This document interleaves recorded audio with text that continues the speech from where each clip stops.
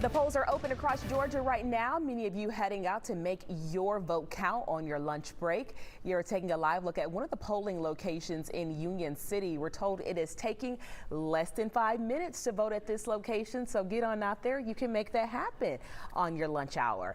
The outcomes of these primary elections will be closely watched all across the nation, since the Peach State now stands as one of the most important swing states in the country.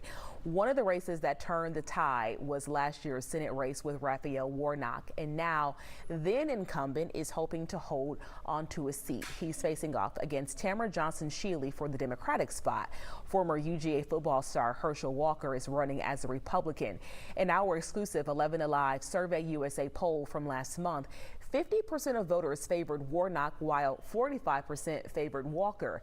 5% still undecided. Other Republican candidates vying for this seat include Gary Black, Latham Sadler, Kelvin King, Josh Clark, and Jonathan McCullum. Another race we are also watching closely for you is Georgia's Secretary of State. You know, Brad Raffensperger currently holds the seat, and he has been in the midst of some controversy lately after defending the legitimacy of the 2020 election results. He also backed the state's newest voter law. Raffensperger is facing off against three other Republicans, Representative Jody Hice, TJ Hudson, and David Belle-Isle. The fight over the Democratic seat, that's going to be between Representative B. Wynn, Michael Owens, D. Hawkins Hager, and John Eves, also Floyd Griffin. In all of these different races, they might feel overwhelming. We get it, but there is a way to go ahead and do your research before you go, maybe even from your smartphone while you're out there, and that is by looking at a sample of the ballot from the Secretary of State's website.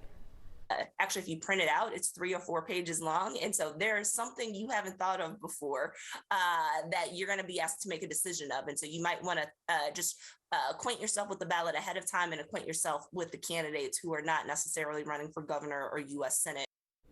And beware of voter fatigue. Dr. Gillespie says there will likely be runoffs in quite a few of these races, even on the Democratic side, which means some voters and some areas will have to head back to the polls in June. Stick with us. After the polls close, we're going to be on the ATL from 7 to 11, bringing you those results, then back right here on 11 Alive at 11 with team coverage and our election analysis, answering all of your questions. You can also watch on Roku and Amazon Fire TV.